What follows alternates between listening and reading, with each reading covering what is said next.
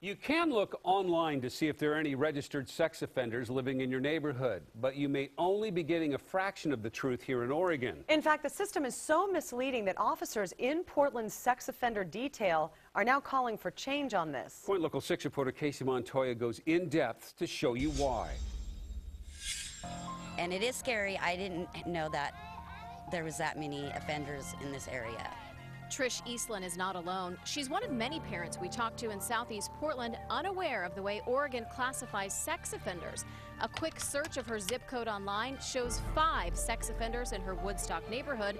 When we show her the list we got from the state, all of the registered sex offenders, the number jumps to 220. It's very shocking because a lot of people use that to go by, really. We don't know to go any farther than, checking online. Eastland says she wants to know who's living near her children. I have young kids. It'd be nice to know if the people I'm associating with might potentially hurt my child.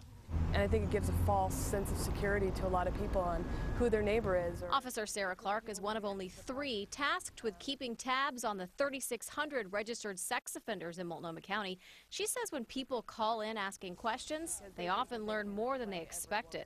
When they call and I give them the real numbers, I think, they're shocked. They're like, but I looked online when I bought the house. I checked this website. I went to the state police website, and it's just not there.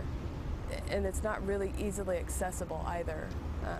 You can get the information if you ask for it. Yes, you have to ask for it. When you type in your address on the state's website, you're only seeing the offenders determined to be the worst of the worst. The state of Oregon is only allowed to post predatory sex offenders online.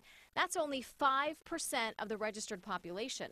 Compare that to Washington state, where about 30% of sex offenders make it online. California posts about 75%, and in Idaho, you'll see 100%.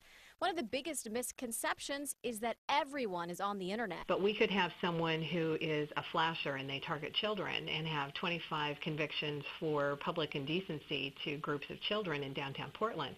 That person can never be made predatory under the current system. So why is Oregon keeping these sex offenders a secret? They classify offenders here as either predatory or non-predatory. It's not a risk-based system. Based on the crime that they committed and how they committed the crime and who their victim was, there's a checklist that the state parole board uses when people get out of custody to classify them as predatory or non-predatory. There are some who think expanding the state's registry system would cause harm to offenders who committed lesser crimes. Oregon Voices is a local group with the goal of supporting the convicted and their families. They say the best defense against sex crimes is education. We showed the list of sex offenders to Eve Beauregard. A couple of names jumping out at me. And though she's sympathetic to first-time offenders, she says the Oregon law needs to change. If I were the parent of a young child these days, I wouldn't want to have any of these people around my kids. Reporting for you in Southeast Portland, Casey Montoya, KOIN Local 6. Interesting investigation there. Now, there is a push to change the law to a tier-based system like they have in Washington state. Representative Wayne Krieger and Representative Hicks are heading up a committee now that's working on that bill, and they hope to have it ready for the 2013 legislative session. If you have an opinion about this, you can contact your local representative and let them know.